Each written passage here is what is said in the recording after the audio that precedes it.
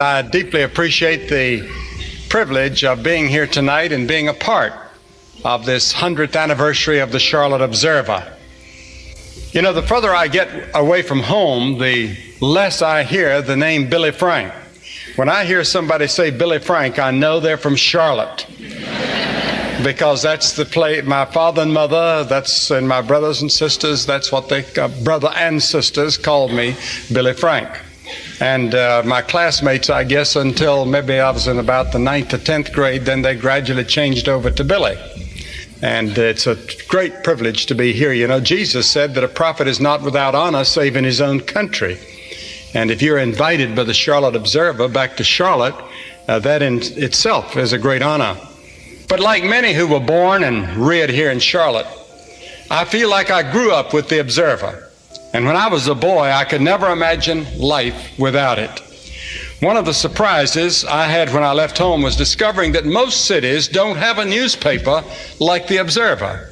But the old saying is still true, that a city is only as great as its newspaper. And the dynamic growth and the enormous social and economic changes in this city are testimony to that fact. And I congratulate each one of you who's had a part in making the Observer such a great newspaper in a great city. I want to go back 100 years. 1886 was a memorable year for America. In that year, the Statue of Liberty was erected in New York Harbor. Coca-Cola and Sears and Roebuck were born that year. And in the midst of a lively local election campaign, W.S. Hemby founded the Charlotte Daily Chronicle, the forerunner of the Charlotte Observer. And it's because of our Constitution's First Amendment guarantee of freedom of the press that we can gather tonight to commemorate 100 years of the Charlotte Observer. It's no accident that the same amendment which grants freedom of the press is also the one that grants freedom of religion. Our forefathers held freedom of the press and freedom of religion in equal esteem. They're cornerstones of our democracy, and we neglect them at our peril. They must be used with integrity and responsibility, but they also must be safeguarded and defended together, lest we lose both. I know these can become complex legal issues, and I do not claim to have all the answers, but you in the press should defend the religious rights, and you have a right to expect us in the religious community to defend freedom of the press in our Constitution. It is appropriate to mention freedom of religion during this celebration tonight. Charlotte and North Carolina have historically been greatly influenced by the religious beliefs of their people, and its newspapers have reflected this.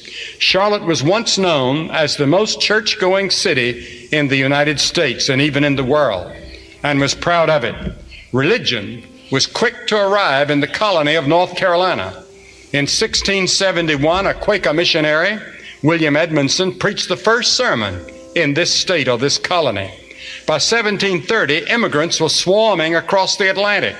A large number of these were Scotch-Irish Presbyterians who settled eventually in this area, and their part in being the first to speak out for American independence through the famous Mecklenburg Declaration of Independence that is known to all of you. And they were joined by devout Moravians, Lutherans, Baptists, Methodists, Episcopalians, Roman Catholics, Jewish people, and many others, all attracted to America by a search for freedom and opportunity, and each making a distinctive contribution to this state. The pioneers of North Carolina took their faith in God seriously.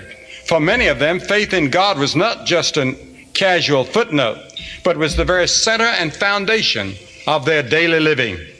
They knew that material prosperity is not enough, and that without Christ in our hearts, our lives are empty and without real meaning. In a recent book entitled Religion and American Public Life, Dr. James Reichley, senior fellow of the Brookings Institute, concludes, the simple and most influential cultural force at work in the new nation was the combination of religious beliefs and social attitudes known as Puritanism. He further states, almost all of the principal founders of the United States, including Jefferson, were convinced that the health of Republican government depends on moral values derived from religion.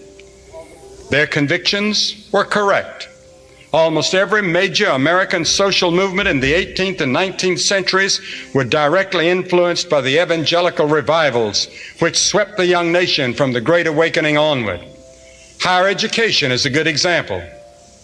By 1861, 66 colleges and universities had been established in the South, which still survive. Only 13 were established by government support. The rest were established by churches. In a secular materialistic age, which frantically but unsuccessfully searches for lasting happiness and security, we need to turn back to the sturdy faith and commitment of our forefathers, a commitment to the God who loves us and whose word alone gives us stability in the midst of an uncertain world. The spiritual heritage that I received here in Charlotte and Mecklenburg County and North Carolina did more to mold my life in ministry than anything else. I was reared in the Chalmers Memorial Associate Reformed Presbyterian Church on East Boulevard.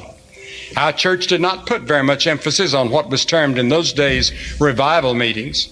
However, one of the earliest recollections I have is my father taking me to hear Billy Sunday when he visited Charlotte.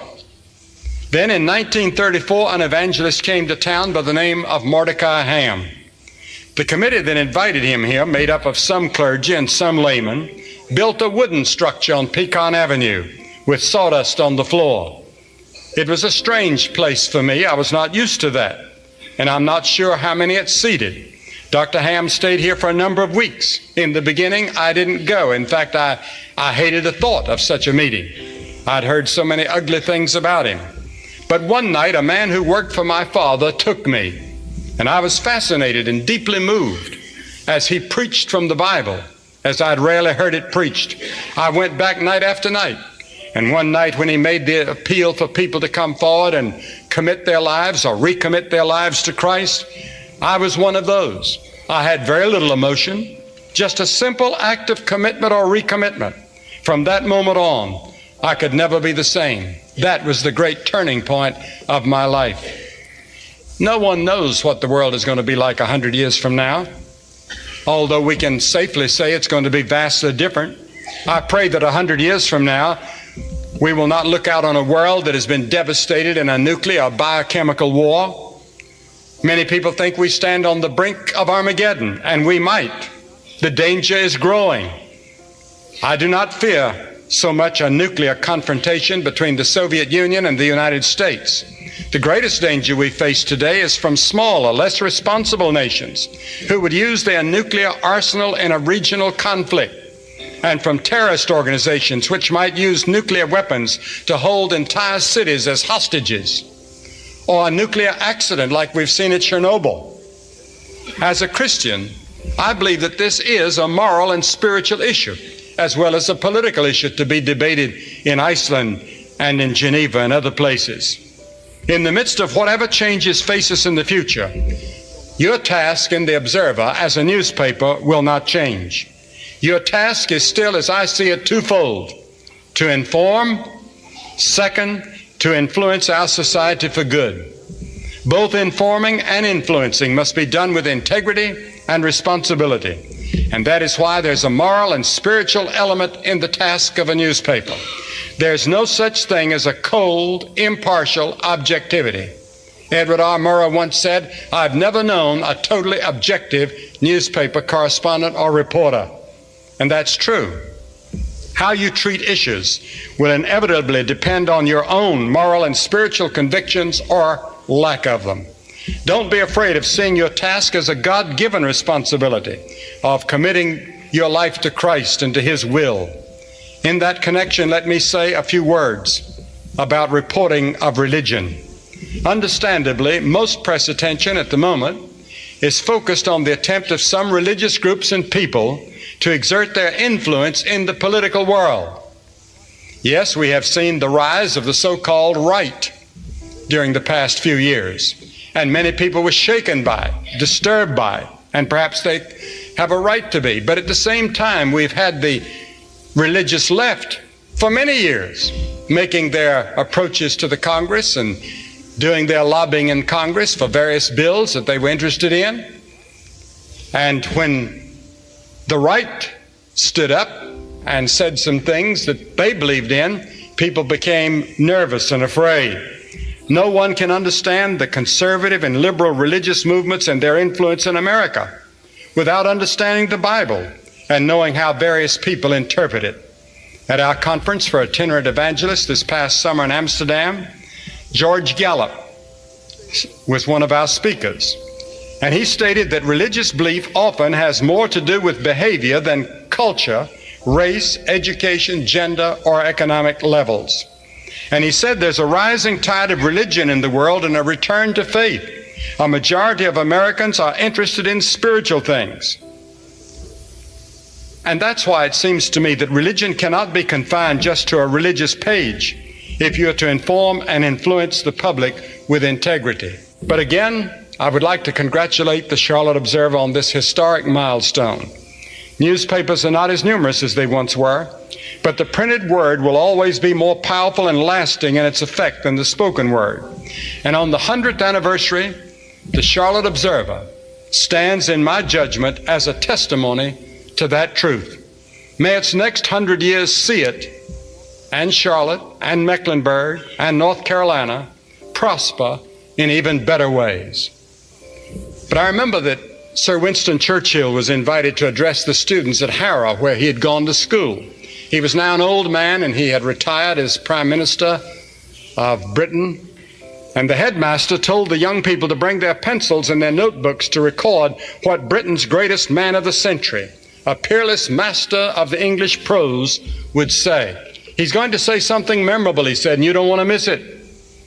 The moment they waited for came, and the old warrior rose to his feet slowly, looked out over the audience, and spoke these words: "Never give up. Never give up. Never, never, never." And sat down. That was his speech. Thank you, and God bless you.